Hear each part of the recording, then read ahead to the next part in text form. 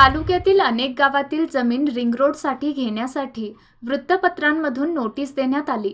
त्यानंतर एकच खळबळ उडाली असून शेतकऱ्यांमध्ये भीतीचे वातावरण पसरले असून आम्ही आता पूर्ण भूमिहीन होणार असल्याने त्याविरोधात शेतकरी आंदोलन करू लागले आहेत। 1 इंचही जमीन देणार नाही असा निर्धार शेतकऱ्यांनी केला असून याबाबत तालुका महाराष्ट्र एकीकरण समितीच्या नेतृत्वाखाली मोर्चा काढून जिल्हाधिकाऱ्यांना निवेदन दिले आहे। रद्द करा विकाऊ जमीन भूसंपादन करणाऱ्या सरकारचा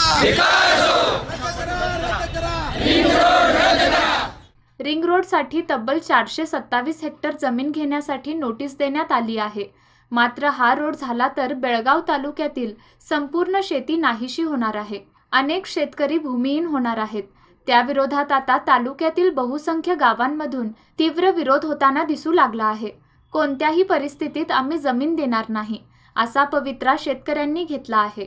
तालुक्यातील अगसगा, आंबेवाडी, बाची, बहादरवाडी, बेळगुंदी, बिजगर्णी, गोजगा, होनगा यासह इतर गावातील जमीन या रिंग रोडसाठी घेण्याचा प्रयत्न सुरू झाला आहे। या गावातील ही सर्व जमीन तिबारपिकी आहे। जर ही जमीन रस्त्यात गेली तर शेतकरी म्हणून आम्ही जगू कसे? या जमिनी व्यतिरिक्त आम्हाला दुसरी जमीनच नाही। त्यासाठी आताच राष्ट्रीय महामार्ग प्राधिकार आणि जिल्हा प्रशासनाने विचार करावा आणि रिंग रोडचा प्रस्ताव रद्द करावा अशी मागणी या निवेदनात केली आहे।